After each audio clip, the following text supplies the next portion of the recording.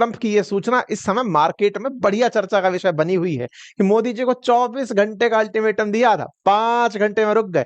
हमने पूछा ट्रंप बाबा ऐसा क्या कह दिए थे जो मोदी इतना डर गए कि एक आदमी जिसको कभी प्रधानमंत्री मोदी ने कहा था कि मेरे मित्र हैं ये और ये चुनाव जीत करके आएंगे तो भारत के लिए अच्छा होगा, हम कहीं ना कहीं उस आदमी को कैलकुलेट करने में गड़बड़ा गए। तो ट्रंप ने कहा बताया कि आप रुक जाइए, नहीं तो मैं आपके साथ ट्रेड डील नहीं करूंगा, मैं आपके ऊपर टैरिफ लगा दूंगा अगर आपने मेरी बात नहीं मानी।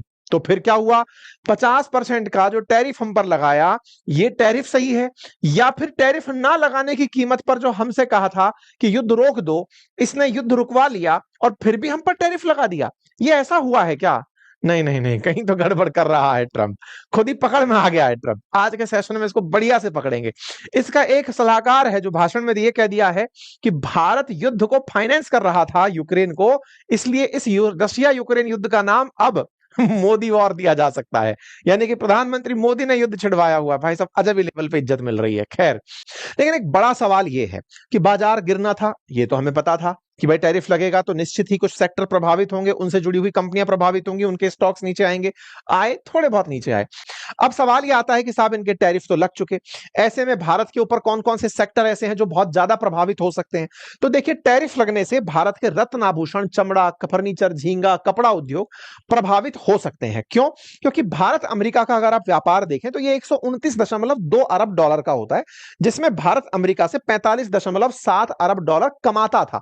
मतलब खैरात में नहीं, हम ज्यादा माल बेचते थे तो हमारे दाम मिलते थे, हमें माल तो हम सस्ते दामों पर ही बेचते थे, लेकिन हमको वहां से पैसा बढ़िया मिल जाता था क्योंकि हम ज्यादा माल एक्सपोर्ट कर पाते थे। ट्रेड बेनिफिट में हम रहते थे, ट्रेड घाटे में वो लोग रहते थे। ऐसे में अब जो माल हम बेचते थे उनमें मशीनरी, इलेक्ट्रॉनिक्स, ड्रग, फार्मा, रत्न, ज्वेलरी, ये सब सामान हुआ करते थे। इनमें से कौन से सेक्टर प्रमुख हैं? तो टेक्सटाइल, आभूषण, रत्न, कृषि और कुछ ऐसे सेक्टर हैं जिनके ऊपर इन टैरिफ का असर दिख सकता है, क्योंकि जब 25% शुरुआत में टैरिफ लगा तो 100 का माल 125 में बिकना शुरू हुआ होगा। टेक्सटाइल की अगर हम बात करें तो भारत का जो टेक्सटाइल सेक्टर है ना, वो 28% अकेले अमेरिका को एक्सपोर्ट करता है।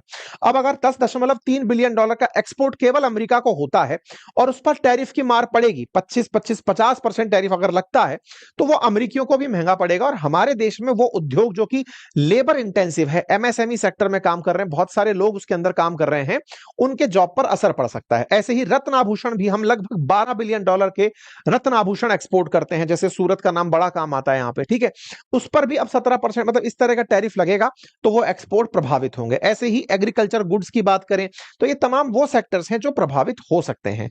साथ ही साथ जो समुद्र से हम लोग मछली निकालते हैं, झींगा निकालते हैं, उसका भी 24,000 करोड़ का कारोबार है, लगभग 3 बिलियन डॉलर का, वो भी अब टैरिफ की वजह से प्रभावित हो सकता है। तो ये कुल मिलाकर के कुछ ऐसे प्रभाव हैं जिनको देखा जा सकता है कि अमेरिका को हम ये जो एक्सपोर्ट करते हैं उन पर टैरिफ, इनको अगर आप ध्यान से देखें तो फिलहाल एक सेक्टर ऐसा है जिससे कि अभी भी उम्मीदें बची हैं और वो है फार्मा सेक्टर। उसके ऊपर अभी भी ट्रंप का टैरिफ नहीं लगा है। और दूसरा, इलेक्ट्रॉनिक गुड्स में स्मार्टफोन का जो मार्केट है उस पर ट्रंप का टैरिफ नहीं लगा है। ऐसे में फार्मा सेक्टर के नाम पर जो भारत की कंपनियां हैं वो अभी भी बचकर चल रही हैं और इलेक्ट्रॉनिक्स की जो कंपनियां हैं वो भी फिलहाल फोन के मामले में बचकर चल रही हैं। हमारे देश के अंदर यह कहा जा रहा है कि इसके टैरिफ के वजह से भारत के ऊपर काफी सारी जॉब्स, लाखों की जॉब्स पर असर पड़ सकता है। ऐसा ग्लोबल ट्रेड रिसर्च इनिशिएटिव का मानना है कि 66% जो इंडिया का एक्सपोर्ट यूएस का है वो 60 बिलियन डॉलर का है और उसकी वजह से भारत के अंदर जॉब लॉसेस का खतरा हो सकता है। लगभग हमारे देश के अंदर नौकरियां जाने का जो टेंशन है वो सबसे ऊपर है, क्योंकि हमारा वो जो सेक्टर सबसे ज्यादा रोजगार देता था उसी के ऊपर एक्सपोर्ट अटकेगा। इससे इकोनॉमी पर भी 0.6% तक असर पड़ सकता है, हमारी जीडीपी 0.6% तक डाउन हो सकती है।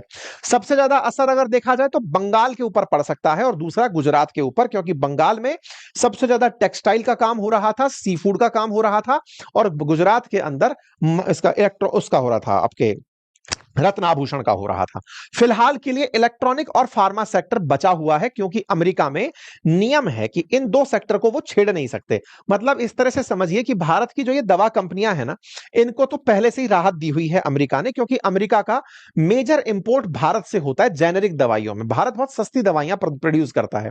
वहीं पर अगर इलेक्ट्रॉनिक्स की बात करें तो इलेक्ट्रॉनिक के केस में इन्हें अपने यहां के नियम बदलने पड़ेंगे। इनके यहां का एक सेक्शन है 232, उसकी समीक्षा करनी पड़ेगी अगर इलेक्ट्रॉनिक सेक्टर के अंदर अमेरिका को हमारे ऊपर सैंक्शन लगाने हैं।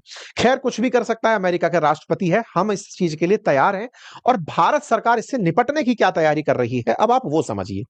इस बीच में जब दुनिया के सामने यह लगने लगा कि भारत का $60 बिलियन का एक्सपोर्ट प्रभावित हो जाएगा, तो हमें अपने ही देश के अंदर, क्योंकि लगभग $800 बिलियन के आसपास का हम लोग एक्सपोर्ट करते हैं, तो 10% के आसपास या 8% के अगर आसपास हमारा एक्सपोर्ट प्रभावित होता है, तो सबसे पहली चीज यह है कि हमें स्वदेशी को बढ़ावा देना होगा। अक्सर ऐसा हुआ है, जब भारत चीन का मामला फंसा तब भी हम स्वदेशी की तरफ मुड़े थे, अब भी हम स्वदेशी की तरफ ज्यादा जोर देंगे। दूसरा, भारत अब 40 ऐसे देशों को टारगेट कर रहा है जहां पर टेक्सटाइल सेक्टर से जो हमको अमेरिका से नुकसान होगा, हम उन देशों को टेक्सटाइल सेक्टर का लाभ दे सकेंगे। अर्थात अमेरिका अगर माल नहीं भी बिक रहा तो 40 ऐसे देशों को ढूंढा जा रहा है जहां पर भारत का माल बेचा जा सकता है, और बाकायदा प्रॉपर तरीके से सरकार इसके ऊपर काम कर रही है।